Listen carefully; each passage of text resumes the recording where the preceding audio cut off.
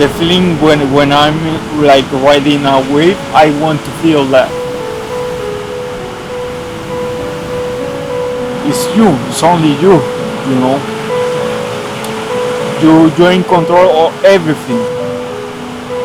You have to like swim to catch the wave and step up, stand up in the board and ride the wave.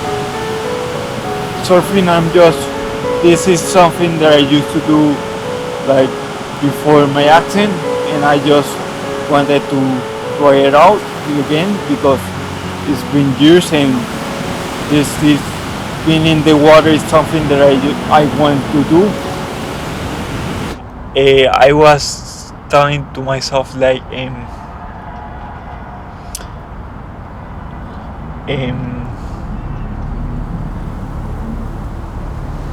I was so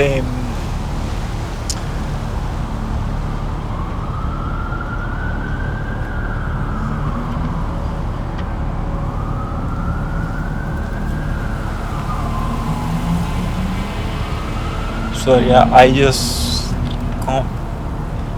go completely blank.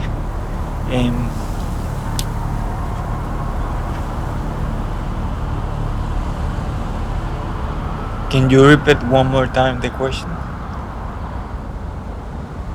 Nobody really understands the complexity and the consequences of a brain injury till they've been touched by it.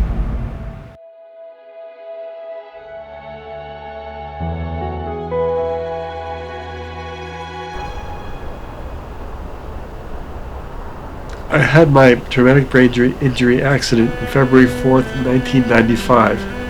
I had the accident while skiing, and I fell down the mountain, they say 900 feet.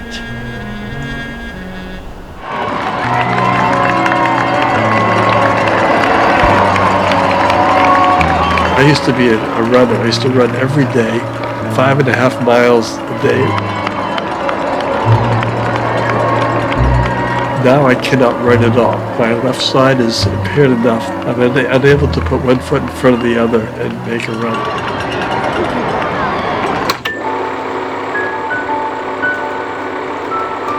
Before my TBI, I played several other sports. I was an all-around gymnast, so I did every event.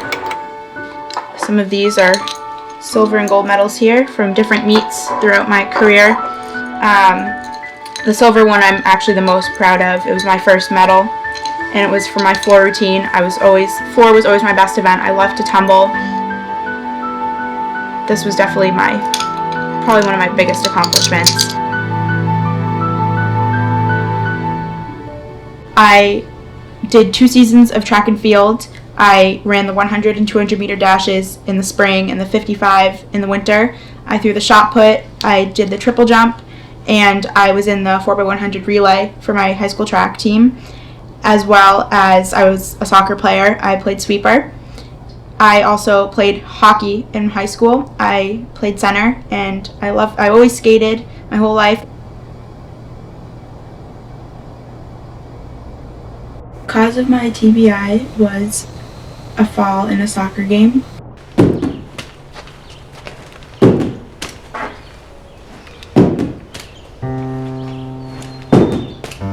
After my injury, I was extremely determined to walk again, to read books again, to get back to school and see all my friends and hang out with them. And that's what really helped me through my recovery. My injury occurred from a snowboarding accident.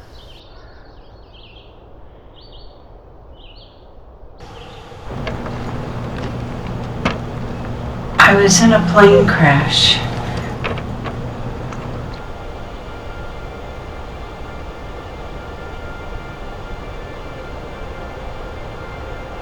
I had no idea what had happened to me until I was told.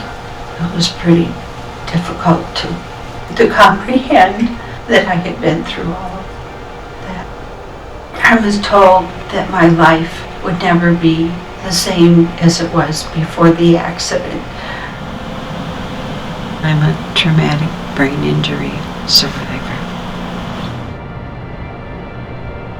A traumatic brain injury is caused by a mechanical external force to the head that disrupts brain function and results in behavioral problems, thinking problems, problems with emotional control, and essentially interacting with the environment.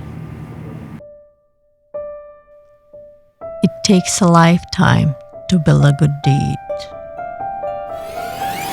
and only a millisecond to destroy it. My TBI was a car accident. The causes of traumatic brain injury vary by age. Individuals who are adolescent to in young adulthood, most common cause is motor vehicle accidents. And then in the older age group, say 65 and above, the most common cause of traumatic brain injury is falls.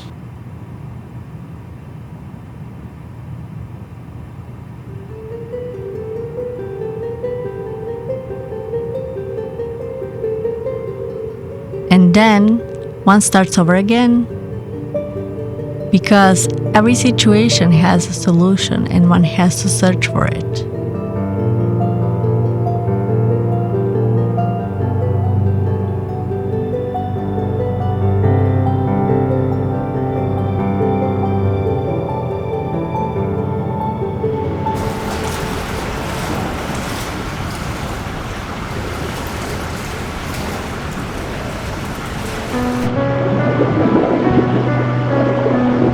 I used to swim. I used to be a surfer in Puerto Rico for fun. Because of my injury, I cannot go back to the ocean and surf. So I decided to relearn again how to swim.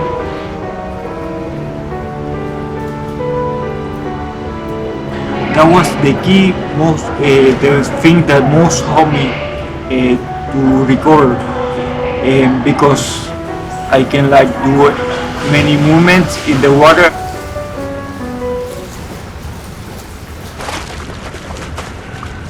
When I started, I used fins because I couldn't swim. I was depressed the first year after I wake up from my coma. I went depressed because I was seeing everybody that surround me, walking, going to places, enjoying life, and I was kind of a little hard on myself. The first year was very hard.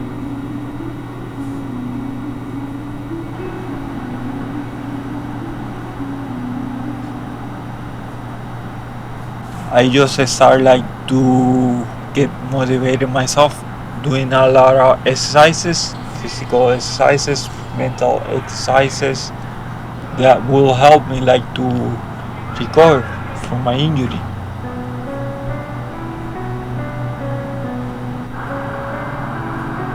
I wanted to look good, and I wanted to be stronger as I used to. And I started to work out, and I started to see the results. It took some time, but I just keep going forward.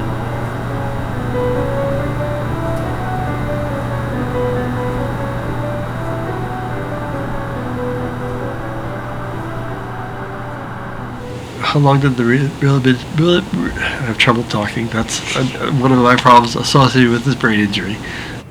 The consequences of traumatic brain injury are heavily influenced by factors that existed before the injury. So, in other words, what the person brings to the table, if you will. The injury circumstances themselves, as well as what happens after the injury. Your team is behind you. It was a very good situation because as a young man, I was roughly 33 years old at the time. and I was the president of a company. But that was when I was, before my accident. My accident had a tremendous impact on my career and my ability to hold such a big job like that. As many as 70% of people are unable to get back to work or the job they did after a traumatic brain injury. So this was my last soccer cleat of my athletic career, the last shoe I ever wore playing a sport. And so these are the collection of some of the sports things that I have from my career that is now over, but I still like to talk about it because it's an important part of my life. My TBI is considered mild on the scale. Traumatic brain injury has often been referred to as an invisible injury, and particularly for individuals who have mild traumatic brain injury. And that term is a misnomer because the effects or the consequences of mild traumatic brain injury can be actually very severe. It is visible that I have larger pupils now because of the injury. One might not be able to tell that I have trouble following things with my eyes, and so it's more difficult to track things. Also with my light sensitivity, someone might not really know that I'm in pain every time I go outside and I'm in the sunlight. So they're very dark, specifically, so they're prescription. I wear them every time I go outside because the light's too painful for my head to deal with. I also used to have noise sensitivity, and that can't be seen, so even when I would go into a school, if I would hear lockers or a bell, then that would be really difficult to deal with, and my headaches would get worse. What we used to call folks who were struggling with the challenges caused by, quote, a mild brain injury, you use the phrase, walking wounded. You look good, you sound good, you speak well, you're walking without too much difficulty or without any difficulty. Your hands are moving. You can read. You can write. So what's wrong with you? Many things are wrong with you. And put them all together, you have a very complex situation and very hard to diagnose. I have to stare at each circle of different colors, and they're to be put at different distances so that I work on my depth perception. And so with the first one, I'm supposed to see an X through this, so the strings will separate, and then more and more as I go out, I'll become less cross-eyed, and then going back in, I become more cross-eyed, and I have to hold the gaze on each dot for a certain amount of time so that I am trained to be able to see in that depth. What I do is I have to follow the tinfoil on top of the stick in different directions. And those directions are vertically, the depth direction, and horizontally. And all I have to do is follow the dot with the dot of the tinfoil with my eyes and without moving my head. And I do all of these every day to help with, again, my concentration, my eye tracking, and help reduce my pupil size and my headaches. Should be done about 3 times a day. People who sustain concussions are not to be taken lightly. There's no head injury that should be ignored. And there's a tremendous amount of knowledge regarding concussions. And I think to say that I had a bump on the head, you need to be checked out. And if you feel you're not being checked out well enough, then seek another opinion. Call the brain injury support groups and chapters in your state and find out where you should call if you do not know.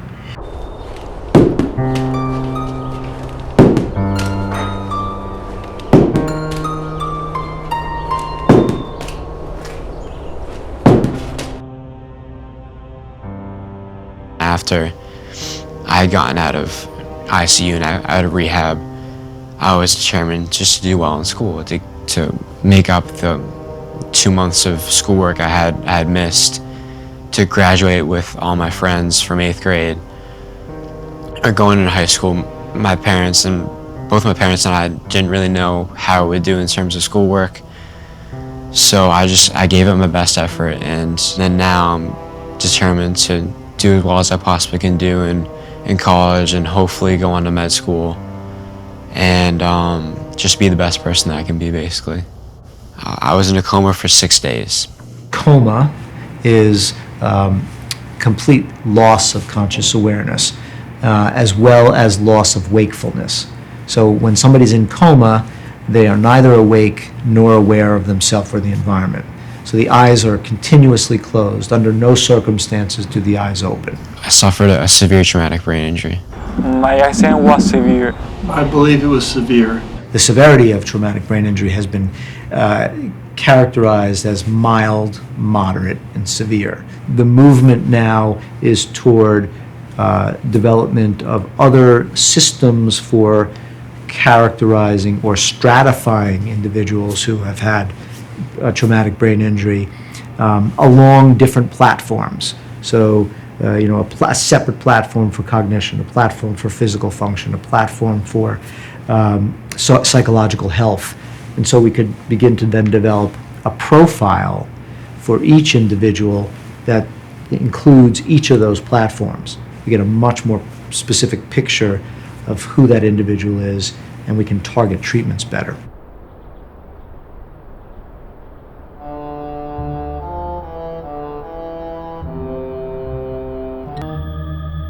I get lonesome a lot because I live alone.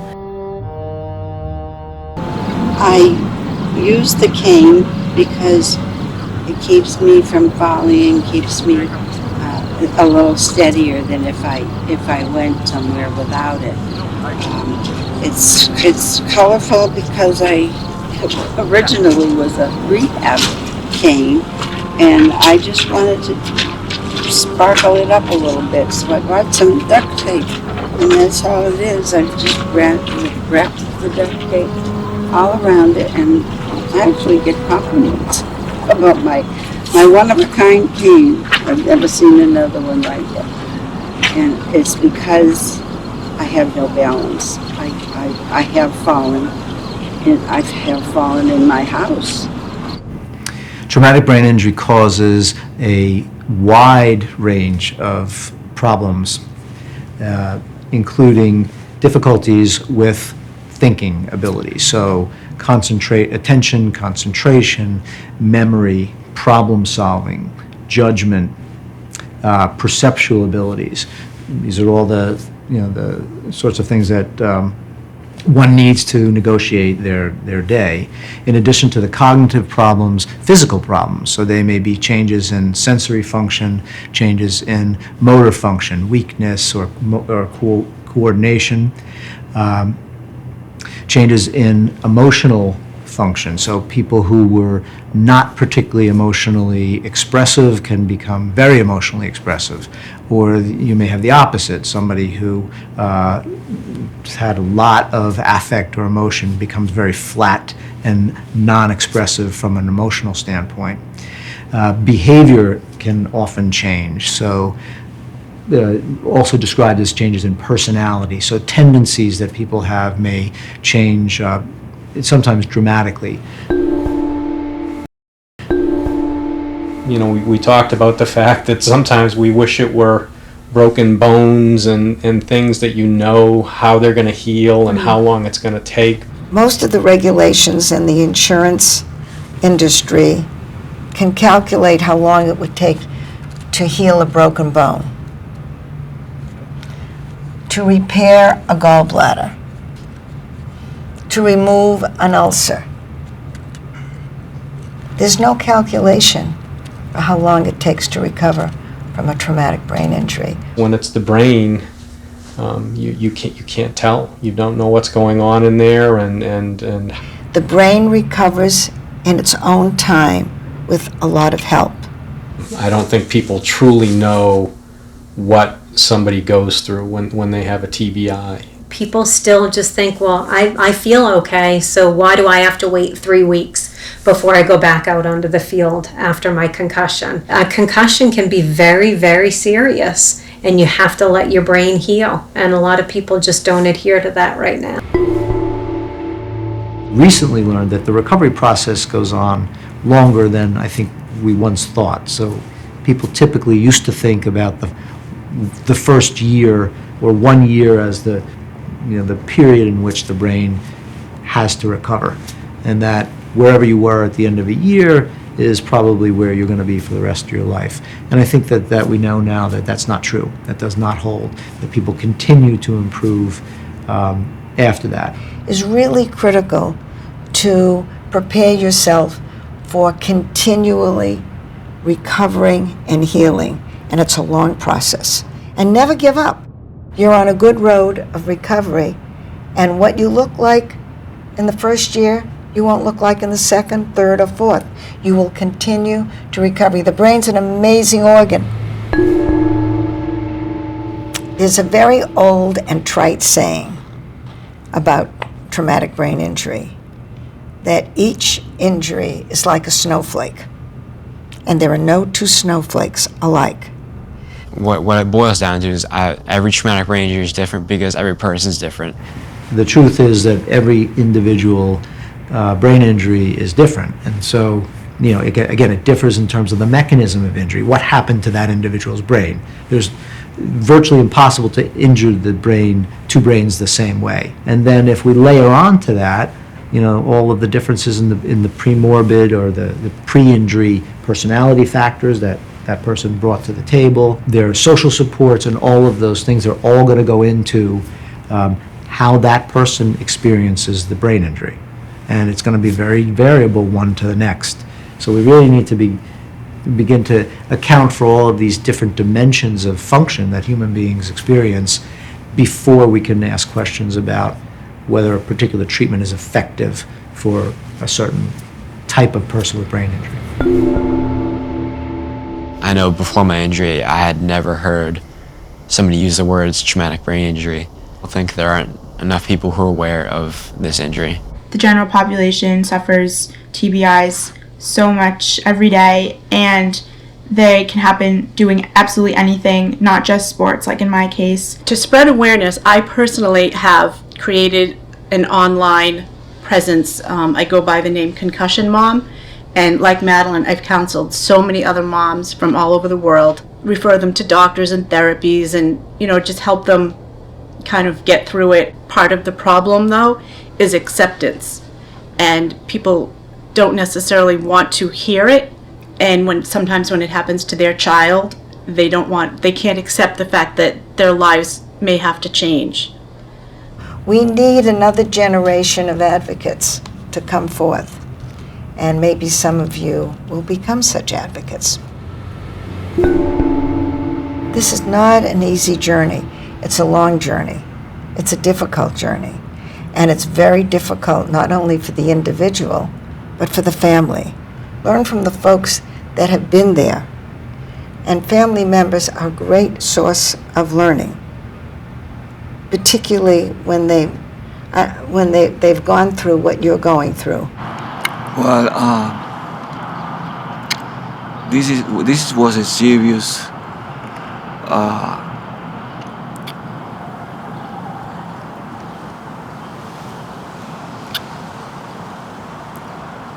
a serious condition that make everybody change in the family.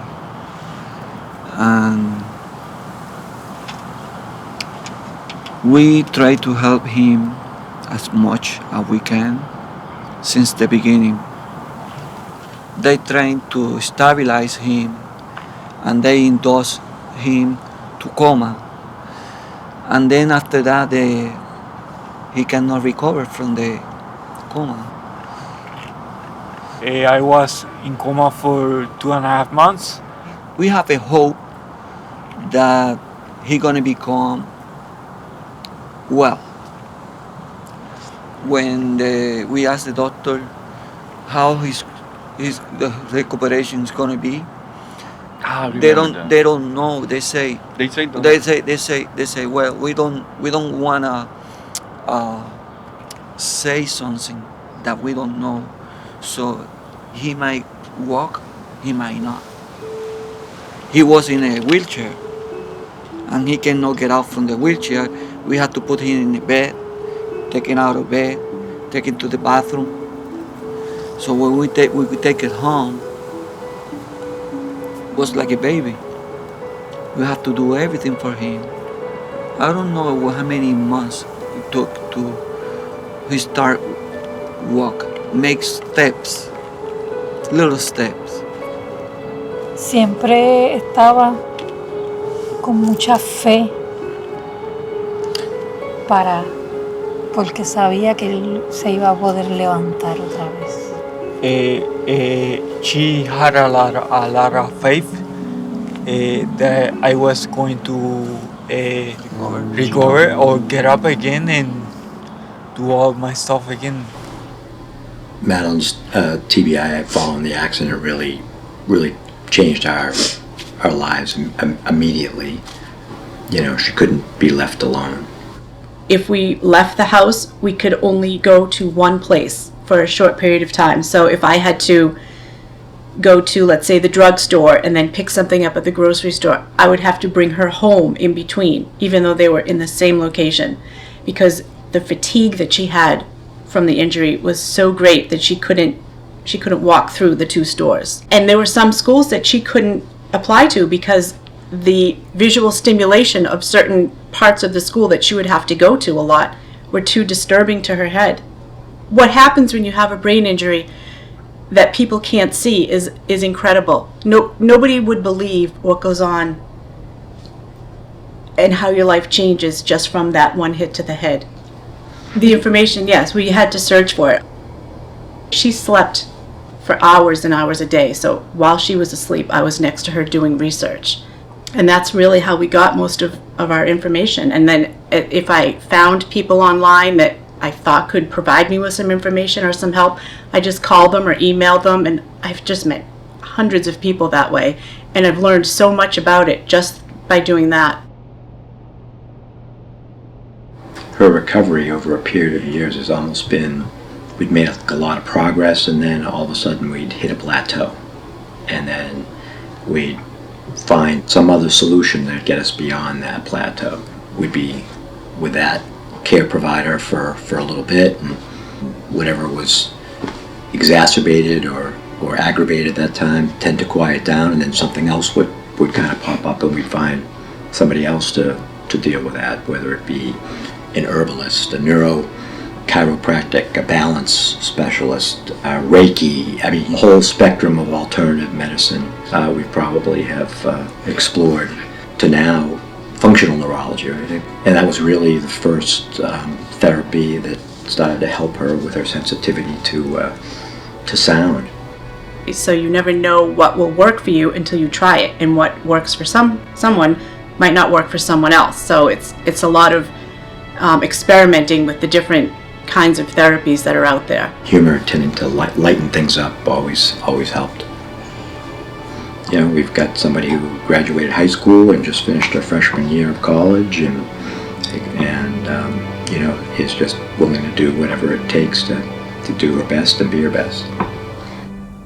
Sean was brought down the mountain, and it was ski patrol who didn't think that Sean would survive. The neurosurgeon had said that there would be some type of impairment. To what extent, she couldn't tell us. We didn't know. It's a journal that we started the first day that Sean was transferred to Dartmouth Hitchcock, Sunday, February 28th. Sean continues to amaze all of us. He told Michelle today that he wanted to try regular push-ups. This is so big. I'll get upset. Don't want me to read it. No, be all right. This is so big on so many levels. Sean is initiating a goal, just another way that his brain is getting better. Sean was able to do 14 push-ups. Sorry. It says, Sean is so proud of his progress. He told me that his favorite saying is, never, never, never, never give up. And that's Winston Churchill. Mm-hmm. And do you remember I used to say to you, arm, because your left arm wouldn't swing? Yeah. and you didn't like when I would remind you and say, Sean, move your arm. So instead I would just say arm when Sean would be walking to remind him to move his arm. What creates the most successful recovery are three things: the family,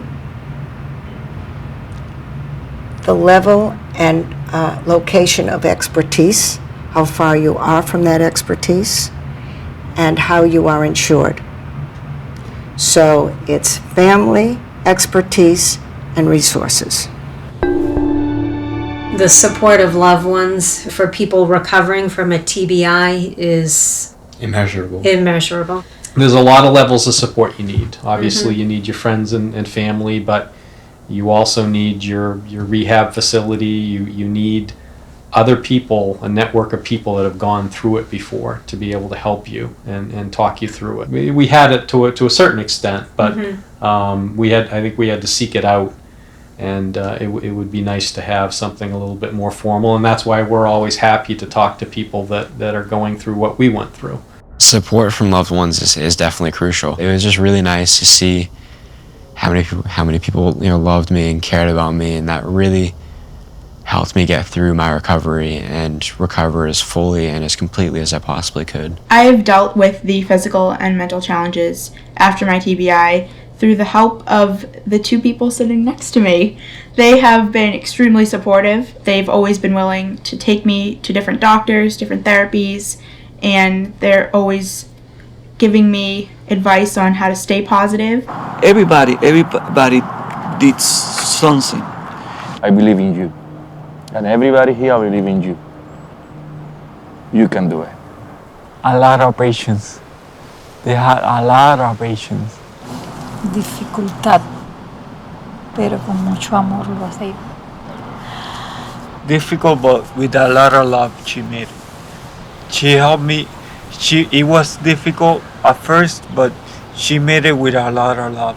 And I think that just the knowledge that that you're not on your own, despite how significant the problems are, goes a long way to protecting people from just falling into that sort of abyss of hopelessness that can sometimes occur. The presence, the simple physical presence of other people around, is protective from depression and hopelessness and frustration, and it is very, very important to try to ensure is available after the injury. It takes determination to look for a solution.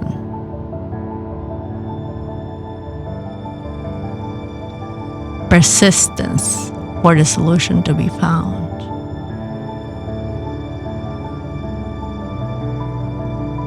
And patience until a solution is found.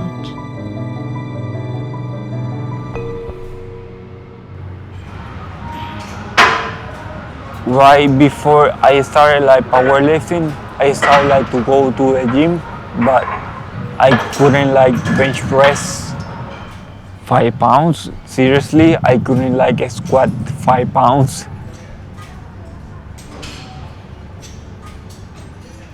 I started that body weight. It took me a lot of months. Then I started to control my own weight. I need a challenge, and so I started to increase my weight, and that's how I started to lift heavy, doing heavy squats. I started powerlifting because I used to do my own kind of physical therapy because of my recovery. I'm always, since a little kid, been involved in sports. I noticed that doing powerlifting and any other sport, it has helped me to recover much faster from my injury. My doctors sometimes are amazed about my medical record because my recovery is amazing. They say that me doing sports like disciplines, different disciplines, has helped me like to recover much faster. So that's why I do it, and I like it.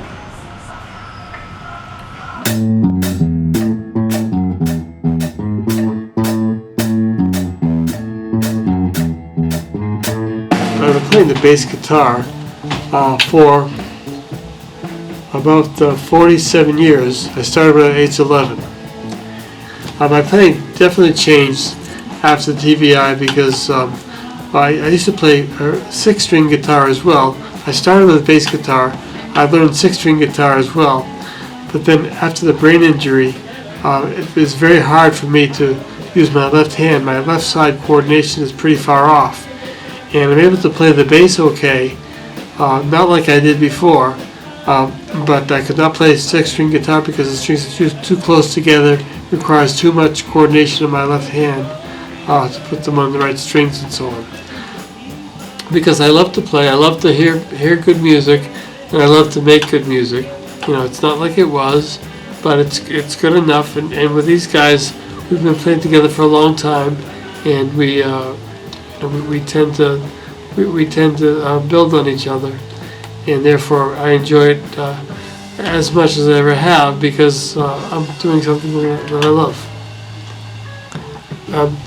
What I would recommend to other TBI survivors is do what you love in any way you can.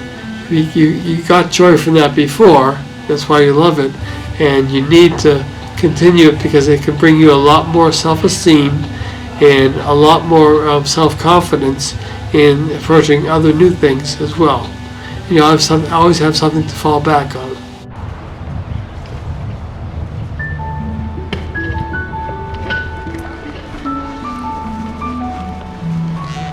My dog Trixie was one of my biggest supporters throughout my recovery process. One of the first doctors I ever went to was an amazing woman, and the first thing she asked me was, "Do you have a pet at home?" And I said, "Yes, I have a pug, Trixie." And she was so excited and so happy because she always recommends that her patients, if they don't have a dog or a cat or some sort of animal at home, to get a pet. If they're not comfortable with a dog or a cat, get a fish, so that there's something there that can keep them company to help in the recovery process.